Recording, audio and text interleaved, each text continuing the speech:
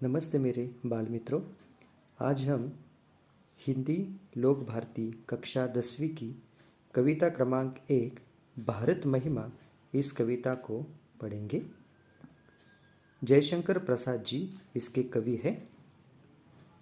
जन्म 1890 वाराणसी उत्तर प्रदेश में हुआ। मृत्यु इनकी 1937 वाराणसी उत्तर प्रदेश में हुई। वाराणसी ये प्रसिद्ध तीर्थस्थली है जिसे पूरे भारतवर्ष में काशी इस नाम से पहचाना जाता है। यही वो वाराणसी है जहाँ पर जयशंकर जी का जन्म भी हुआ और मृत्यु भी हुई। परिचय: जयशंकर प्रसाद जी छायावादी युग के 4 स्तंभों में से एक हैं। आप बहुमुखी प्रतिभा के धनी हैं। कवि, नाटककार, कथाकार, उपन्यासकार तथा निबंधकार के रूप में आप प्रसिद्ध हैं। आपकी रचनाओं में सर्वत्र भारत के गौरवशाली अतीत, ऐतिहासिक विरासत के दर्शन होते हैं। प्रमुख कृतियाँ: झरना, आंसू, लहर ये काव्य है। कामायनी ये महाकाव्य है। स्कंदगुप्त, चंद्रगुप्त, ध्रुवस्वामिनी ये ऐतिहासिक नाटक है। प्रतिध्वनि, आकाशदीप, इंद्रजाल ये कहानी संग्रह है। कंकाल, तितली, इरावती ये जयशंकर जी के उपन्यास है।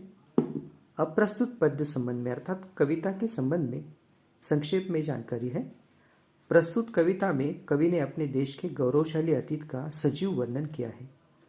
कवि का कहना है कि हमें अपने देश पर गर्व करते हुए उसके प्रति हमारा या अपना सर्वस्व निछावर करने के लिए हमेशा तत्पर रहना चाहिए। तो चलो इस कविता को देखेंगे। कवि कहते हैं, हिमालय के आंगन में उसे किरणों का दे उपहार, उषा ने हंस अभिनंदन किया और पहनाया हीरक हार। कवि ने बड़ा ही सुंदर वर्णन किया है। कवि कहते हिमालय के आंगन में, यह हिमालय पर्वत आप सबको मालूम है। भारत की उत्तर दिशा में ये बर्फ से ढका हुआ हिमालय पर्वत है और उसका आंगन यानी हिमालय के सामने की दक्षिण की जो सारी भूमि है वो भारतवर्ष है। इसलिए कवि कहते हिमालय के आंगन में उसे किरणों का दे उपहार, उषा ने हंस अभिनंदन किया और पहनाया हीरक हार। किरणों का उपहार, किरण यानी सूरज की किरणें, उपहार यानी भेंट। उषा ने हंस अभिनंदन किया, उषा यानी सवेरा, सवेरे ने हंसकर अभिनंदन किया और पहनाया हीरक का हार। और इस भारतवर्ष को हीरक का यानी हीरे का हार पहनाया। कितनी उच्च कोटि की कल्पना है। देखो, हिमालय के आंगन में उसे किरणों का दे उपहार, उषा ने हंस अभिनंदन किया और पहनाया हीरक हार। हिमालय के आंगन में उषा आ गई और उषा ने किरणों का उपहार दिया और साथ ही साथ हीरक का हार इस भारत माता के गले में डाल दिया। जगे हम लगे जगाने विश्व, लोक में फैला फिर आलोक, व्योम तम पुंज हुआ तब नष्ट, अखिल संस्कृति हो उठी अशोक। जगे हम लगे जगाने विश्व। कवि कहते हैं पहले हम जगे, विश्व में सबसे पहले हम जगे। हम जगे इसका अर्थ एक होता है कि विश्व में संस्कृति का विकास पहले भारत में हुआ। न केवल संस्कृति का बल्कि विश्व के मानव जाति के विकास का यदि दौर शुरू हुआ है तो वो भारत में ही शुरू हो गया। इसलिए जगे हम लगे जगाने विश्व को, उसके बाद विश्व को हम जगाने लगे। जो कुछ भी ज्ञान हमने प्राप्त किया वो लोगों को देने लगे, विश्व को देने लगे। लोक में फैला फिर आलोक, लोक यानी पूरे विश्व में फिर आलोक फैला यानी प्रकाश फैला। वो भी कैसा? ज्ञान का प्रकाश। व्योमतम पुंज हुआ तब नष्ट, अखिल संस्कृति हो उठी अशोक। व्योम, व्योम यानी आकाश, तम यानी अंधेरा, पुंज यानी समूह, हुआ तब नष्ट। जैसे हम जगे, विश्व को जगाने लगे, उसके बाद ज्ञान का आलोक प्रकाश सर्वत्र फैला।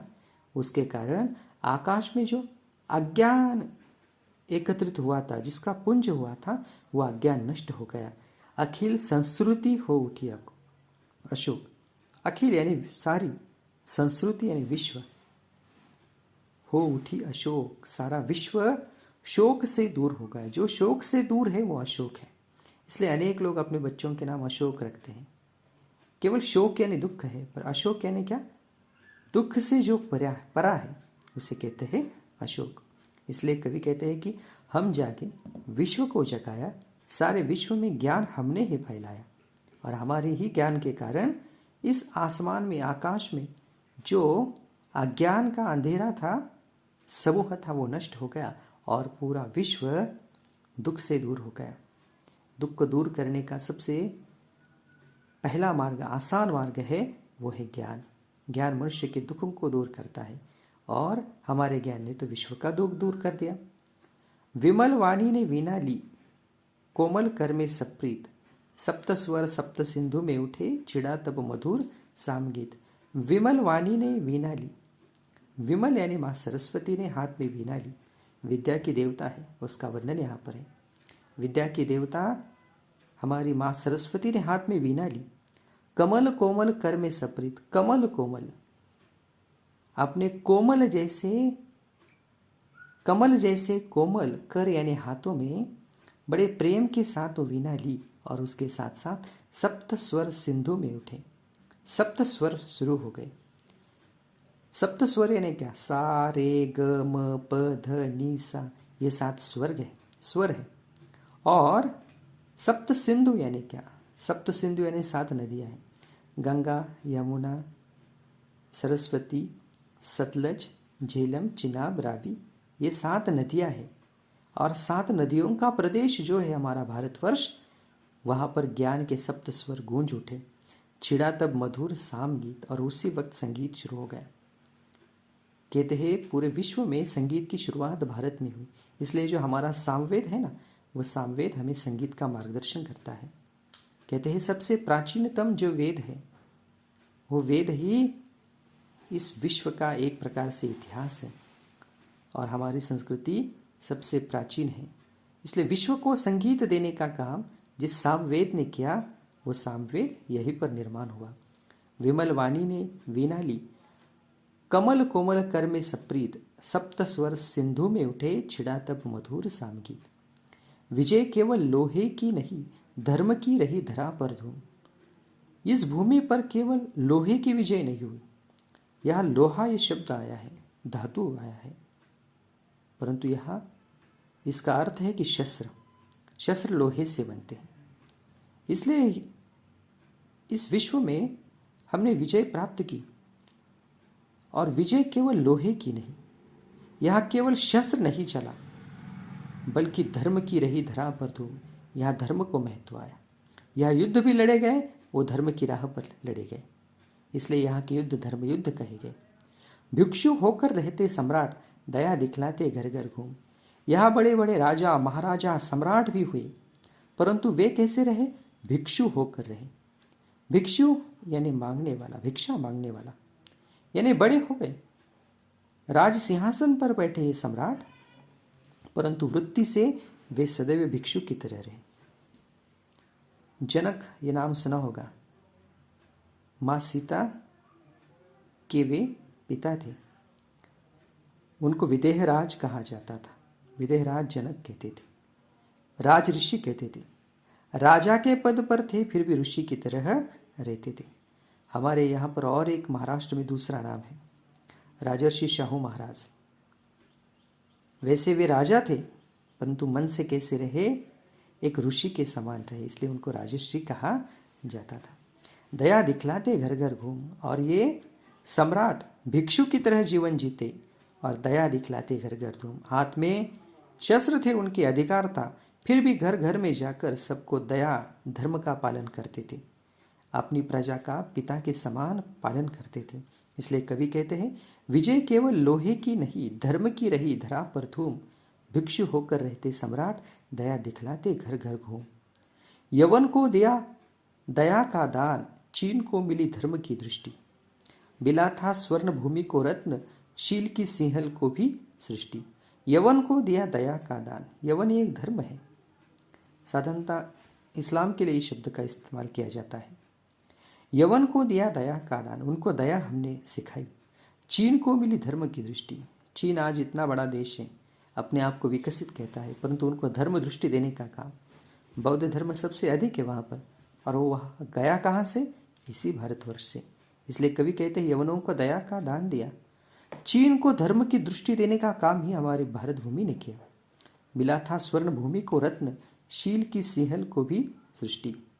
स्वर्ण भूमि और उसके साथ सिंहल शब्द आए यहाँ पर।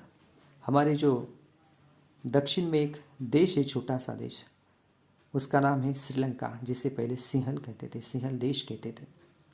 वो स्वर्ण भूमि है, वह रत्न, उनको शील देने का काम हमने किया, उनको चरित्र देने का काम किया। वैसे देखा जाए तो वह भी बौद्ध धर्म गया है।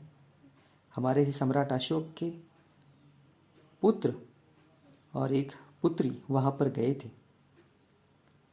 महेंद्र और संघमित्रा वहाँ पर गए। उन्होंने वहाँ पर बोधि वृक्ष भी लगाया और उसके साथ साथ महात्मा बुद्ध, भगवान बुद्ध का जो धर्म दृष्टिकोण था वो वहाँ पर लेकर गए। और आज श्रीलंका में जो बौद्ध धर्म दिखाई देता है वो देन भी भारत की ही है। किसी का हमने छीना नहीं, प्रकृति का रहा पालना यही। भारतवर्ष के इतिहास में जाकर देखिए तो एक विशेषता है, किसी का हमने छीना नहीं। कभी कहते हैं हमने किसी का छीना नहीं। अनेक ऐसे उदाहरण देशों के मिलेंगे आपको। इस देश ने उस देश पर आक्रमण किया, उस देश ने उस देश पर आक्रमण किया, किसी की भूमि छीन ली, किसी के अधिकार छीन लिए। पर भारतवर्ष में ऐसा कभी नहीं हुआ। भारत ने कभी किसी पर आक्रमण नहीं किया। प्रकृति का रहा पालना यही। प्रकृति के विकास का, सृष्टि के समस्त विकास का पालना यही रहा। यही से प्रारंभ हुआ। हमारे जन्मभूमि थी यही, कहीं से हम आए नहीं थे। और एक बात, इस भारतवर्ष हमारी जन्मभूमि है। हम कहीं से यहाँ पर मेहमान के रूप में नहीं आए। हमारी जड़ें यही है। ये हमारी क्या है? जन्मभूमि है। जन्म हमारा यहाँ पर हुआ है। यह हमारी जननी जन्मभूमि यही है। कहीं से हम आए नहीं थे, कहीं से नहीं आए हम यही के हैं। हम यही भारत माँ के सुपुत्र हैं। चरित्र थे पूत, भुजा में शक्ति, नम्रता रही सदा संपन्न। चरित्र थे पूत, इस भारत माँ के पुत्र कैसे हैं? यहाँ पर थे शब्द है, परंतु वर्तमान में भी ये लागू हो जाता है। भारत माँ के पुत्र चारित्र संपन्न थे। चरित्र मनुष्य के जीवन का सबसे बड़ा अलंकार है। इसलिए कवि कहते हैं चरित्र थे पूत, भुजा में शक्ति, उनकी भुजाओं में शक्ति थी, आज भी है। नम्रता रही सदा संपन्न। और एक बात, इतना बल चरित्र होने के बाद भी सबसे बड़ी बात उनके साथ रही, वो थी उनकी नम्रता, विनयशीलता। हृदय के गौरव में था गर्व, हृदय के गौरव में गर्व था इस मातृभूमि के प्रति, किसी को देख न सके विपन्न। और एक बात, उन्होंने कभी किसी को विपन्न, दुखी नहीं देखा। जिस किसी को दुखी देखा उसके दुख को मिटाने का प्रयास किया। हृदय के गौरव में था गर्व, इस मातृभूमि के प्रति गौरव, और उसके साथ मातृभूमि का गर्व भी था।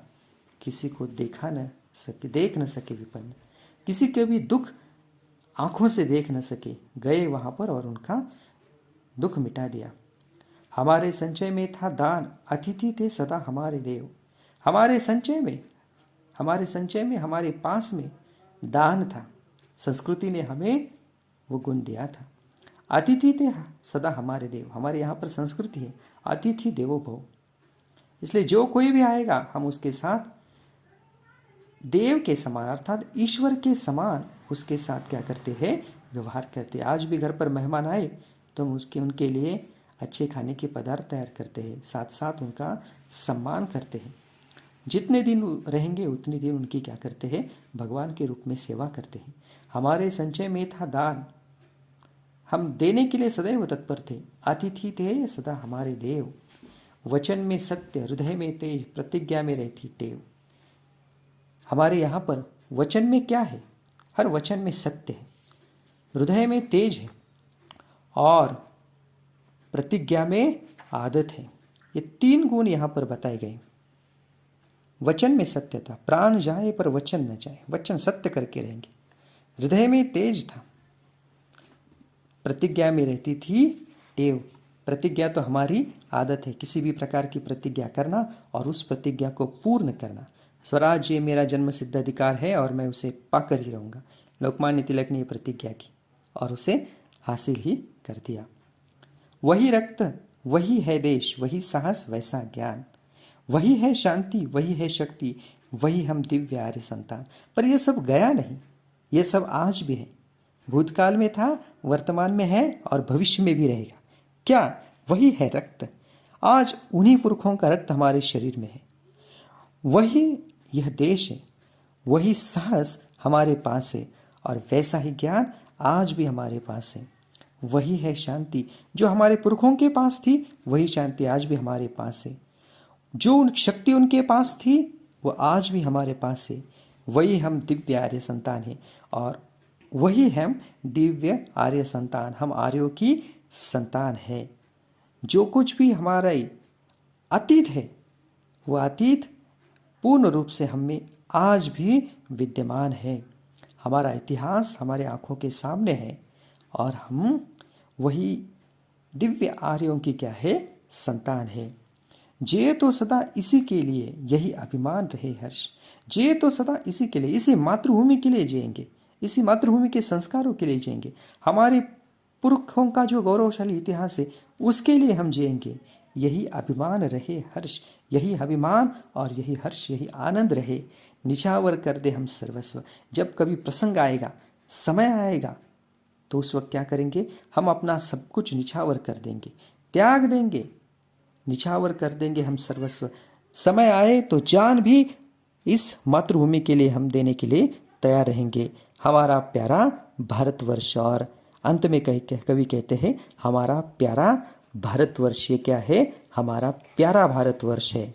ऐसी ये भारत महिमा कविता है जयशंकर प्रसाद जी की। धन्यवाद।